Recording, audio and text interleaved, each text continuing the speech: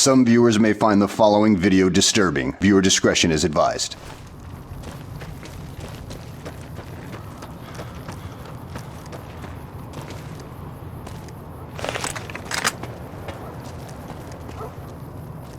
Hey, can I ask you a question? I wasn't sure if we'd find anything, and now that we're here, I can't help but think of what's going to happen afterwards. For the sake of discussion, let's say we walk out of that place filthy rich, like Sierra Madre rich.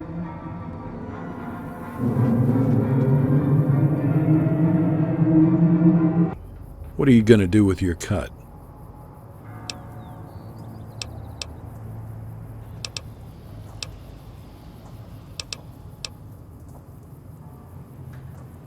You're right. Normally I'm focused on the job, but finding this, something left by my dad, I can't help but smile at the thought of it.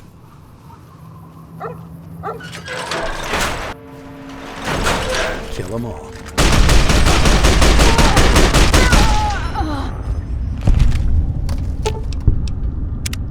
What is it?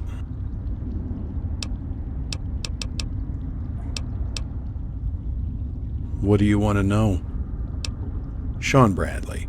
Never had a middle name, and after my time in the service, I didn't have much use for the first one.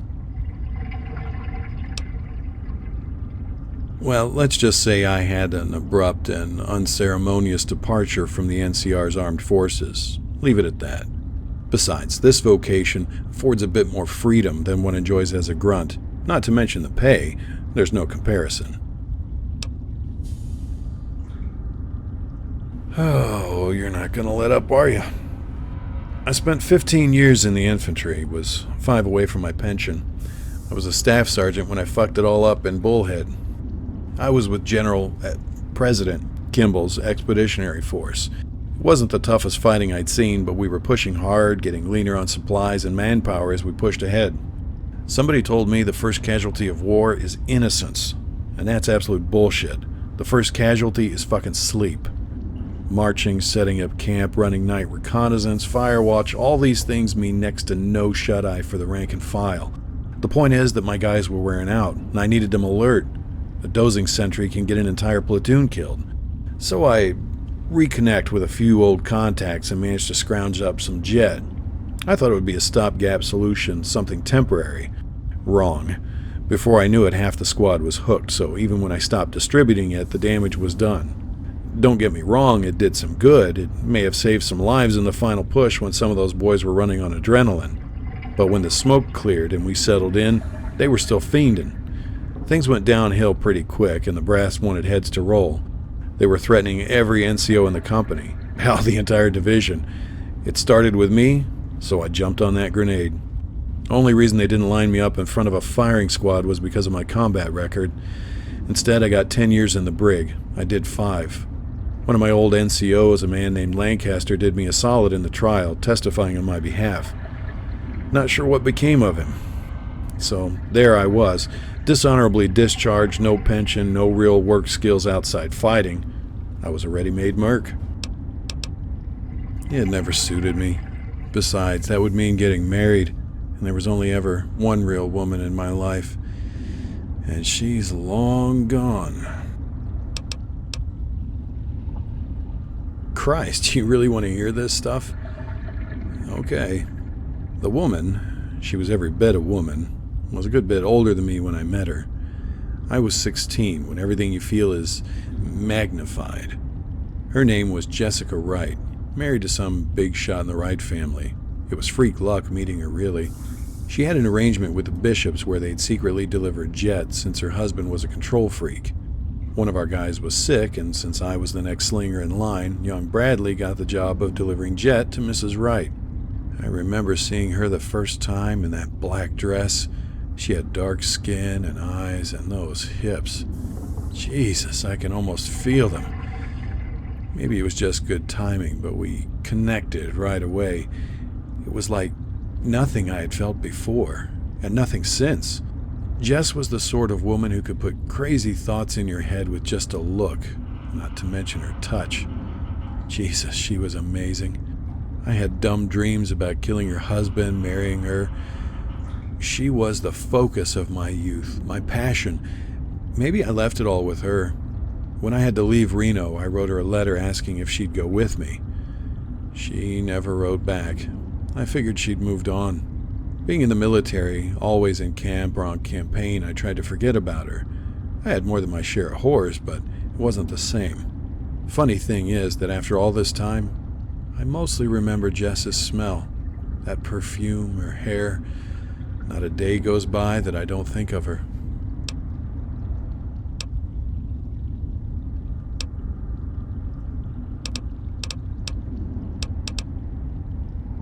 That was almost 25 years ago. I'm sure she's moved on. I should have done the same long ago. Maybe you're right. When you're detached from something for so long, it's easy to let nostalgia skew your perception. She made her choices, I made mine. It's just that simple. What is it? New Reno. It's one hell of a town. Maybe not as big as Vegas, but damn, it's wild. I miss it, even with the drama between the families. Not sure if I'll ever get to go back, though. My mom died when I was 4 or 5. After that, I was on my own, living on the streets for a few years. I wouldn't wish that on anyone. I developed a talent for pickpocketing tourists, and that got me by till I was about 9 or so. Then one day I pickpocketed the wrong guy. He was a made man, one of the Mordinos. Caught me going after his pocket watch. Damn near beat me to death on the street. I didn't make a noise, though. Wouldn't give that cocksucker the satisfaction. Apparently one of the bishops saw it and liked my moxie. They got me patched up and took me under their wing, got me distributing jet. That's the big moneymaker out there. I turned into a pretty good dealer, had a solid reputation with the bishops. If I'd stuck around, who knows? I might have gotten made. But, like a lot of things, I fucked it up. When I was 16, young, dumb, and full of cum, I ran into that Mordino fucker again. We were in a bar, and he popped off about that beating he laid on me, tried to embarrass me in front of everyone. I ignored it, for a while. I waited till he went in the bathroom, then I put him in a chokehold. He started crying, pissing himself. Then I strangled him till he went limp. But you can't off a made guy and expect nobody to notice. I had to leave town. Mr. Bishop said he couldn't protect me in the city anymore. So I drifted west with a caravan until I saw a recruiting office. When you're starving and homeless, 3 hots and a cot is a damn good deal.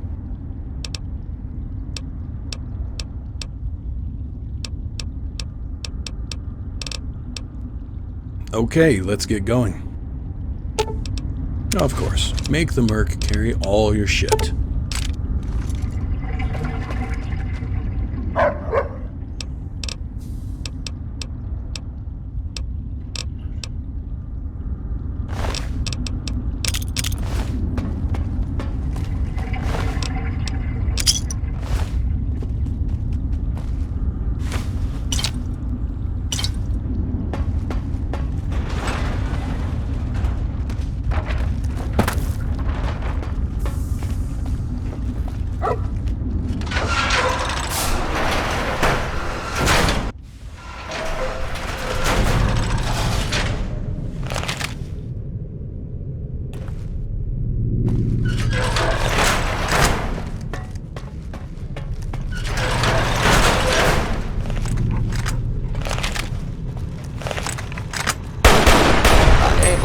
Continue.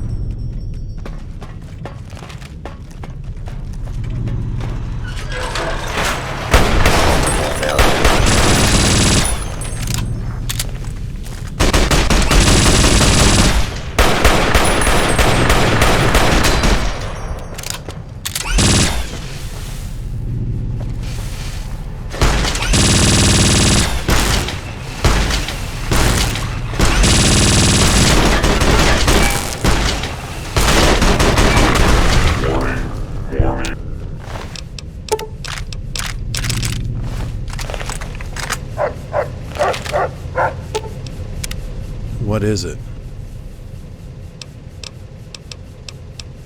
What do you... I'm a rifleman by trade, so I fight best from a distance. I'm also trained in hand-to-hand, ground fighting, and whatnot. I never use knives. Craziest thing was when I got caught unarmed by a feral ghoul. Big motherfucker. He tried to rip my throat out, so I applied a triangle choke. I mean, it worked, but rest assured you don't want a feral's gaping maw that close to your balls. Guns are so much better. There are so many bullshit rumors. I don't know what to think of him. Some ranger told me House drinks his own piss and lives in a test tube. I've also heard stories of airships, talking death claws, and other nonsense. I tend to be skeptical of these stories. House is in the same category. What? I spent most of my career chasing down raiders and slavers. From what I hear, the Legion is the same thing, just on a bigger scale. They're no better than most of those other savages outside the NCR. They have organization and discipline, but not much else. But to be fair, sometimes organization and discipline are enough. The NCR tends to forget that and just focuses on fielding warm bodies. I know one thing. We sure as fuck better not underestimate them.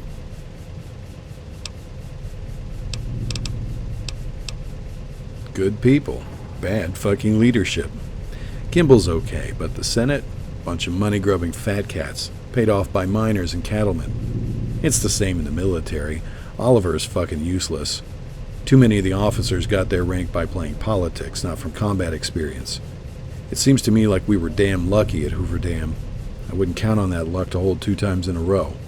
But if we can win at Zulu, maybe we can hold out at the dam. Either way, I don't plan on being anywhere near here when the music starts.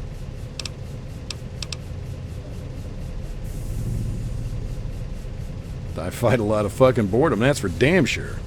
Jokes aside, it was mainly small bands of raiders, bandits, or slavers. I gotta admit, there were few things more gratifying than freeing slaves. It's an awful state. Slavers treat people worse than their dogs. Maybe that's why I despise the Legion. I hear they have a giant slave camp off in Arizona, mining metal for weapons. Hundreds of slaves there. But I digress. Most of the raiders were just small bands until the 80s came along. Those fuckers are a rough bunch, and they're growing. I ran into a few white legs, also the claws. Those crazy fucks drink death claw blood, wear claws on gloves, and gut you in a second. But most of the maniacs I fought were just murdering slobs camped in the desert. Nothing special. There's a lot of them on the frontier.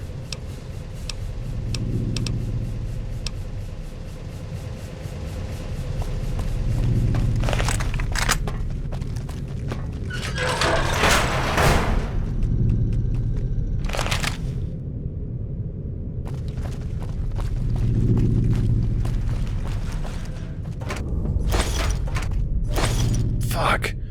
Somebody just sealed that door up. We're trapped in this motherfucker. I think someone's using the intercom. Go ahead and see what these assholes want.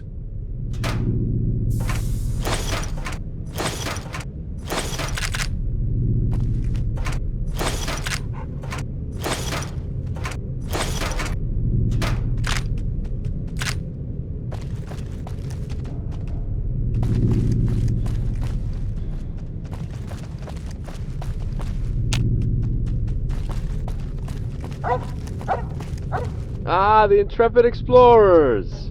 Let me just say, it's been a pleasure tracking your adventures. Some close calls. You even found places we didn't know about. Truly commendable. Name is Zimmer.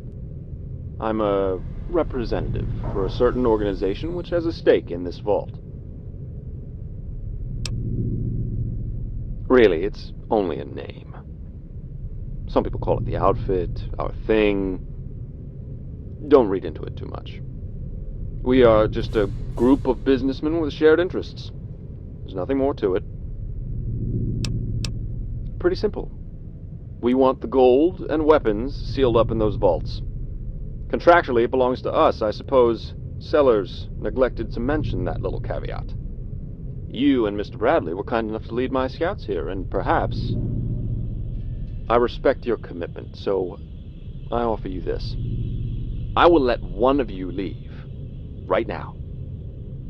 Who leaves is entirely up to you and Bradley. I should inform you that my hacker friend is taking control of the security systems. I can fill that chamber with nerve gas in under a minute. Who would have thought that a fiend hacker could be so capable? I swear they come from all walks of life. It never ceases to amaze me. If you find yourselves unwilling to settle things, well, just say the word, and you can huff some VX. I hear it does wonders for the sinus pressure. I'll be eagerly watching this little contest through the camera, so don't consider any trickery. Kill or be killed, just as it should be.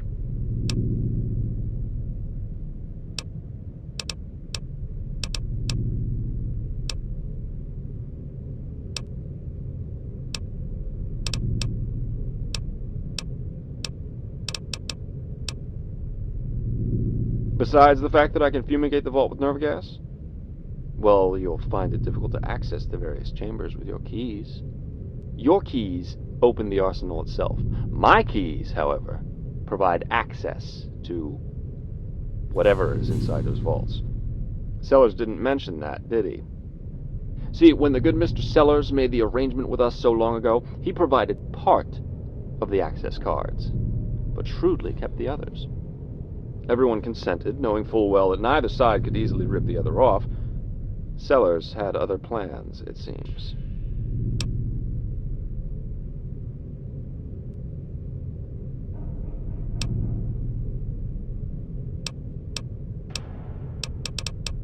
Did you just use fair in that sentence? After what happened with Hawkins, Fair would be gassing you like lab rats right now. My organization has a reputation to uphold. I can't let random wastelanders think they can piss on contracts and walk away. The only reason I'm going to let one of you live is that we would never have found this place, much less accessed it, without your efforts. Perhaps I'm naive, but I don't like to spit in the face of fortune. I'm giving you the privilege of a trial by ordeal. The strongest wins.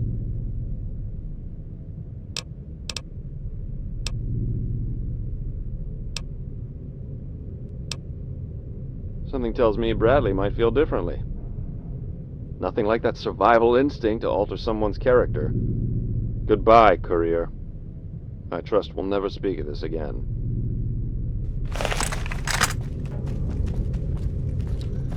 Fuck, I don't want to do this, but fuck me, I'm sorry. That's goddamn right. I'm going out on my terms. Just promise me you'll reckon with these fucks. I was saving this Mother Darkness for a special occasion. Seems like as good a time as any. See you around, Courier.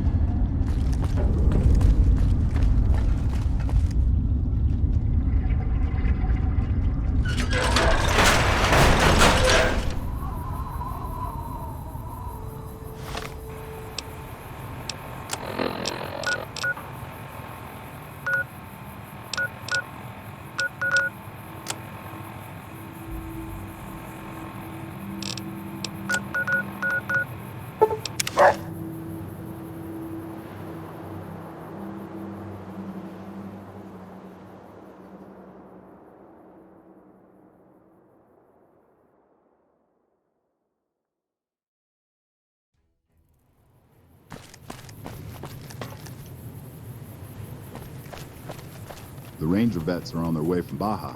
Never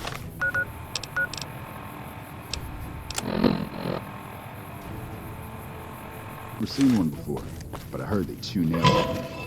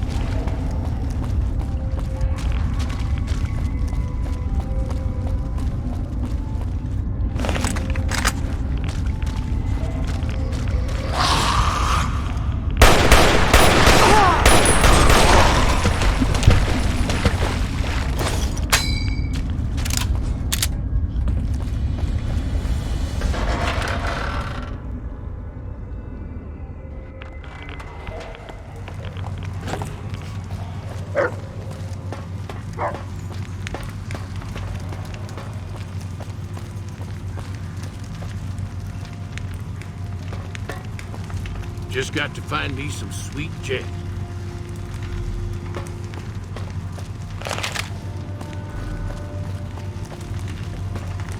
Watch out where you exit. Sewers can lead you to That fiend tower on the territory. strip, the one you can see for miles, I hear it ain't sealed up no more.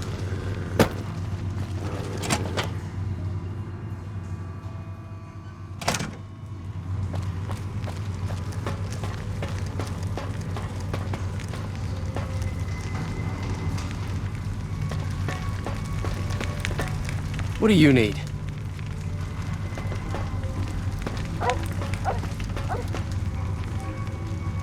What?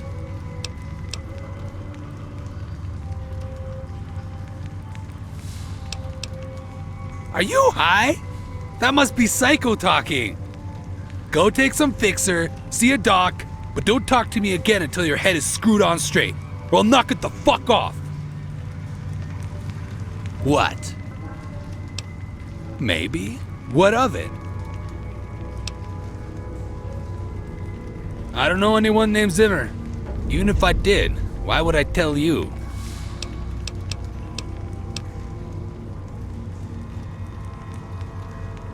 Hold on, that's a serious accusation. I just want the dope and caps to flow freely, not rampaging fiends. Look, I don't know Zimmer. I never met him. But I know a guy who can tell you. His name's Chase. He's shocked up in Gomorrah. Chase is a heavy hitter. Muscle for the Syndicate. He's got his own room. Here, I'll point it out on your map. In case you're wondering, I don't know you, and you don't know me. Don't speak to me again and never mention my name in this.